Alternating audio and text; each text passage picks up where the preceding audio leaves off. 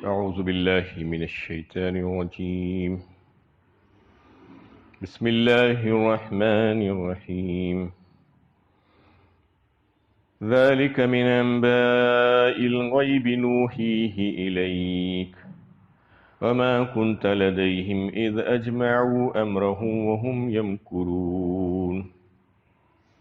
یہ غیب کی خبروں میں سے ہے جس کی ہم تم پر وحی کر رہے ہیں، ورنہ تم اس وقت ان کے پاس موجود نہ تھے جب انہوں نے آپس میں ایک بات طے کر کے سازش کی تھی۔ یہ سورہ یوسف کی 102 نمبر کی آیت ہے۔ اس سے پچھلی درس میں یہ بات آئی کہ اس میں یوسف علیہ السلام کا پورا قصے کا اختتام ہوا۔ اس کے بعد حضرت یوسف علیہ السلام نے اللہ کی بارگاہ میں دعا کی، توفنی مسلم والحقنی بالصالحین، کہ اے میرے رب مجھے اس دنیا سے اس حالت میں اٹھائیے کہ میں آپ کا فرما بردار اور اطاعت گزار بندہ رہوں، اور مجھے اپنے نیک بندوں میں شامل رکھیے۔ ایک بہترین اور جامع دعا ہے، ہم سب کو اس کا اہتمام کرنا چاہیے۔ اس کی تفصیل آپ سن چکے ہیں۔ ابھی اس آیت میں پورا واقعہ بیان ہو جانے کے بعد یہ بتایا جا رہا ہے کہ یہ غیب کی خبروں میں سے ہے جس کی ہم تم پر وحی کر رہے ہیں۔ مطلب یہ ہے کہ یہ جو پورا واقعہ آپ بڑی تفصیل کے ساتھ جو بتائے لوگوں کو، تو آپ کی نبوت اور وحی کی ایک واضح دلیل ہے، ورنہ اور کوئی ایسا ذریعہ آپ کے پاس موجود نہیں تھا جس کے ذریعے سے آپ یہ واقعے کو اتنی تفصیل کے ساتھ، حق کے ساتھ بیان کر دیتے ہیں۔ وَمَا كُنْتَ لَدَيْهِمْ إِذْ أَجْمَعُوا أَمْرَهُمْ وَهُمْ يَمْكُرُونَ فرمایا آیت کے اگلے حصے میں کہ جب وہ برادران یوسف جو مکر اور جو چال چل رہے تھے، جو سازش کر رہے تھے کہ اپنے بھائی یوسف کو کنویں میں ڈال دیں گے، تو ان کی وہ سازش کے وقت اور ان کا وہ تدبیریں کرتے وقت آپ وہاں پر ان کے پاس موجود نہیں تھے۔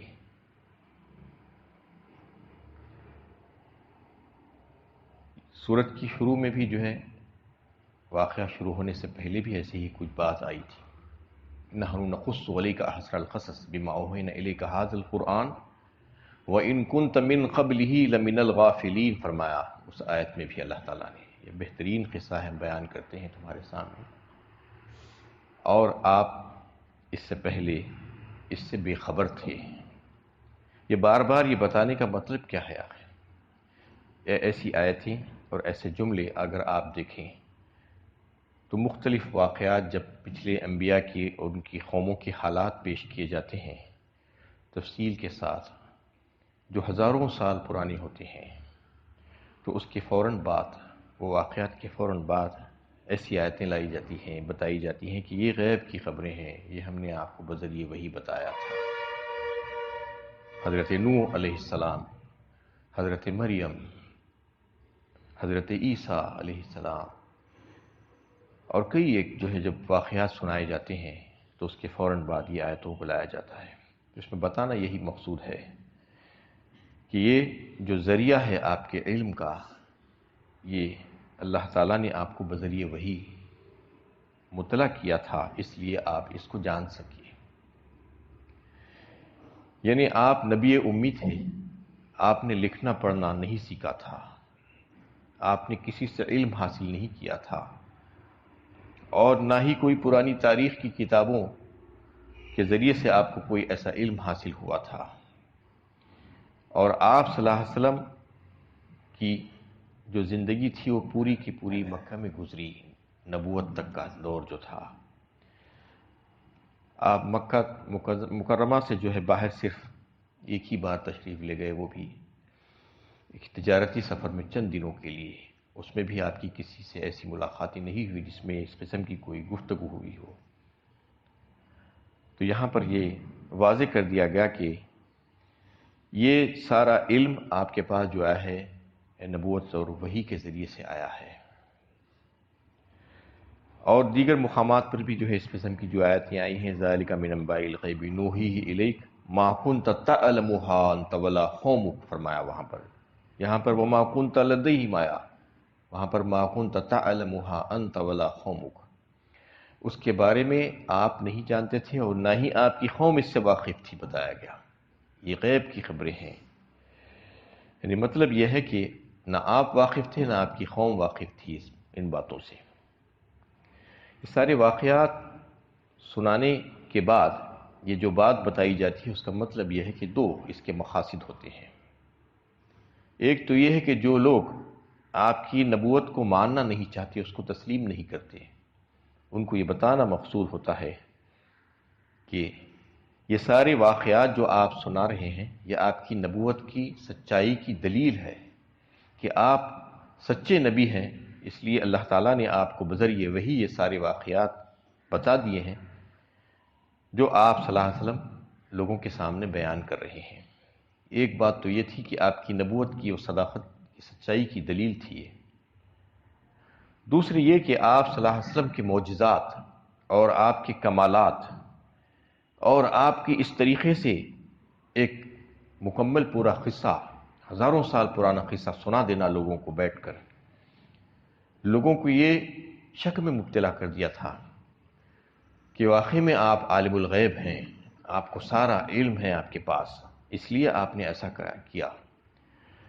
تو لوگ آپ اس کی وجہ سے آپ صلی اللہ علیہ وسلم اور اپنے رسولوں میں اللہ تعالیٰ کی صفات دیکھنے کے متمنی ہو جاتے تھے. جو خدائی صفات ہیں وہ سمجھتے تھے کہ یہ ساری صفات ان میں بھی ہونے چاہیے، کیونکہ جب انہوں نے یہ واقعہ بیان کر دیا جس کو انہوں نے دیکھا ہی نہیں تھا، جو ہزاروں سال پرانا تھا، تو واقعی میں یہ جو ہے عالم الغیب ہیں اور دیگر خدائی صفات بھی ان میں تلاش کرنے کی کوشش کرتے ہیں. تو اس کی نفی کرتے ہوئے بار بار اللہ تعالیٰ جو ہے اس قسم کی آیتیں لاتے ہیں. جو پڑھ کر سمجھنا چاہتا ہے اس کا عقیدہ بالکل واضح ہو جائے گا، یہ عقیدے سے متعلق ہے.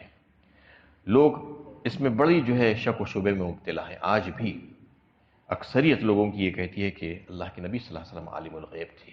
عالم الغیب اور علام الغیوب تو صرف اور صرف اللہ کی ذات ہے.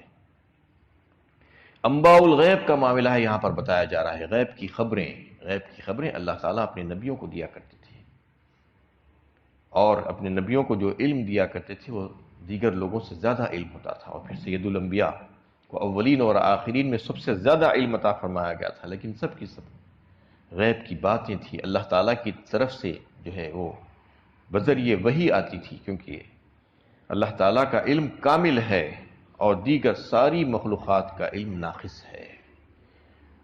جس کو بھی علم دیا گیا ہے وہ عطائی علم ہے. اللہ تعالیٰ کا علم اپنا ذاتی علم ہے. کسی نبی کا بھی علم ذاتی نہیں ہے بلکہ عطائی علم ہوتا ہے. تو اس میں یہ واضح کر دیا گیا کہ یہ دونوں باتیں جو ہے مقصود ہے اس میں، کہ جو لوگ آپ کی نبوت کو تسلیم نہیں کرتے تھے ان کے لیے بھی جو ہے اس میں نشانی ہے اور دلیل ہے کہ آپ سچے نبی ہیں، اور ان لوگوں کے لیے بھی جو آپ صلی اللہ علیہ وسلم میں خدائی صفات تلاش کرنے کی کوشش کرتے ہیں اور آپ کو عالم الغیب سمجھتے ہیں، تو ان کے لیے بھی اس میں نصیحت ہے اور دلیل ہے کہ آپ عالم الغیب نہیں ہیں بلکہ علام الغیوب اللہ تعالیٰ ہی کی ذات ہے، سوائے اس کی اور کوئی ہو ہی نہیں سکتا. کیونکہ یہ واقعہ نزول قرآن سے تقریباً 2400 سال پہلے کا ہے. نبی صلی اللہ علیہ وسلم کو اس کا کوئی علم نہ تھا اور نہ ہی آپ کی قوم اس سے واقف تھی. رہے اہل کتاب تو بائبل کی کتاب پیدائش میں یہ قصہ ضرور بیان ہوا ہے، لیکن اول تو نبی صلی اللہ علیہ وسلم کو اس سے استفادے کا موقع ہی نہیں ملا، اس وجہ سے کہ آپ امی تھے، آپ لکھنا پڑھنا نہیں جانتے تھے، آپ بائبل یا اور کوئی دوسری کتاب پڑھ ہی نہیں سکتے تھے، اور اہل کتاب کے علماء سے بھی آپ کا کوئی ربط ضبط نہیں تھا. مزید یہ کہ یہ سرگزشت جس صحت کے ساتھ قرآن نے سنائی ہے اس صحت کے ساتھ بائبل میں بیان نہیں ہوئے. بائبل میں اس کے چند باتیں جو ہے بیان ہوئی ہیں، اور کچھ باتیں تو اس میں جو ہے غلط کر دیے گئے ہیں بائبل میں. جیسا کہ آپ جانتے ہیں کہ یہ لوگوں کے پاس جو کتابیں آسمانی کتابوں کی شکل میں آج موجود ہے وہ اصل میں آسمانی کتابیں نہیں ہیں. اس میں بہت سی تحریفات کر دی گئی ہے. توریت و انجیل کا مجموعہ اور پھر ان کے خود اقوال اس میں ملا دیے گئے ہیں، اور آسمانی کتابیں جو تھی اس میں سے بہت سی چیزیں اس میں سے نکال دی گئی ہیں.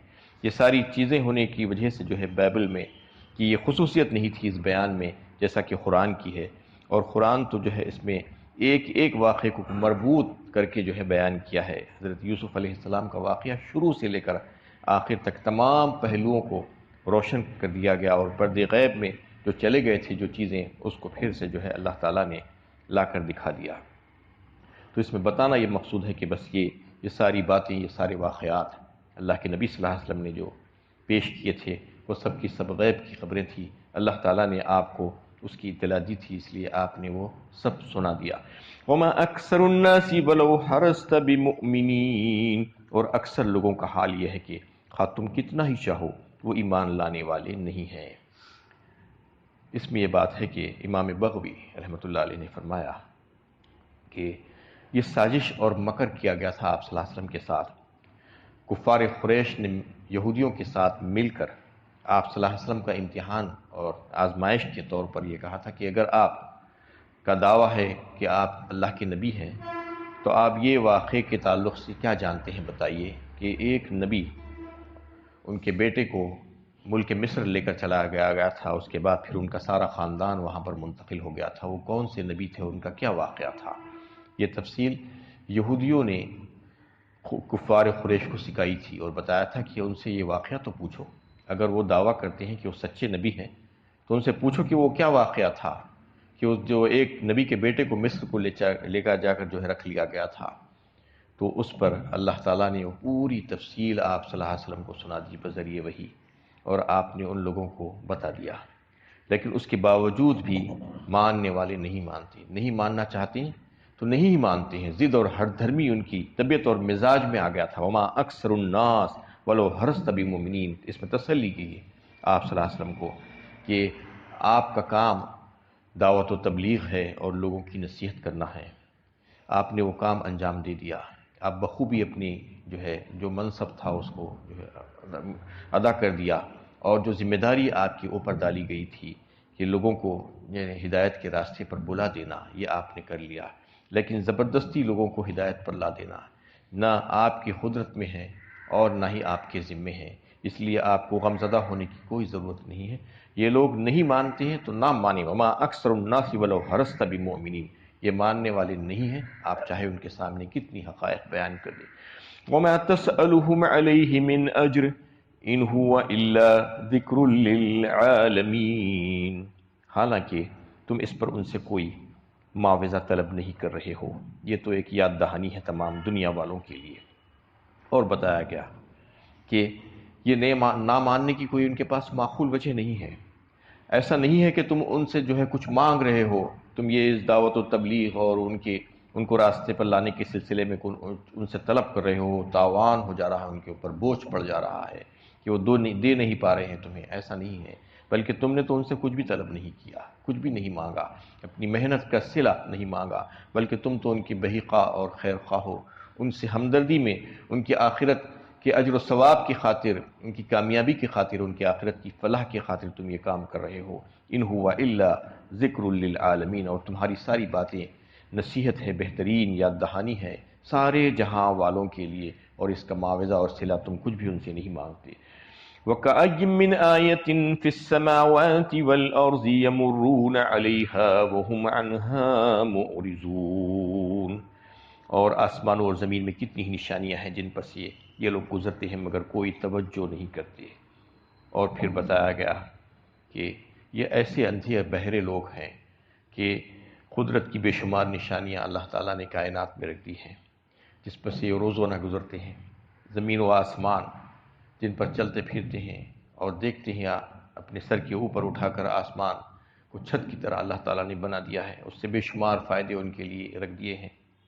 اور پھر اس میں جو نبیوں کے واقعات جو بیان کیے گئے ہیں اس کا بھی انہیں علم ہے، ان کے قرب و جوار میں ایسے واقعات پیش آئے تھے جنہوں نے تکذیب کی تھی اپنے نبیوں کی، تو ان کا کیا حال ہوا، ان کی الٹی ہوئی بستیاں اور ان کی تباہ و تاراش جو بستیاں تھیں وہ ان کے سامنے موجود ہے، اس کے کھنڈرات۔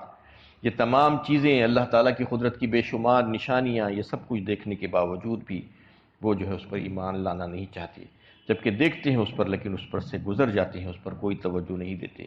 یہ ایسے ہی لوگ ہیں۔ اللہ تعالیٰ سے دعا ہے کہ اللہ تعالیٰ ہمیں صحیح علم و عمل کی توفیق عطا فرمائے۔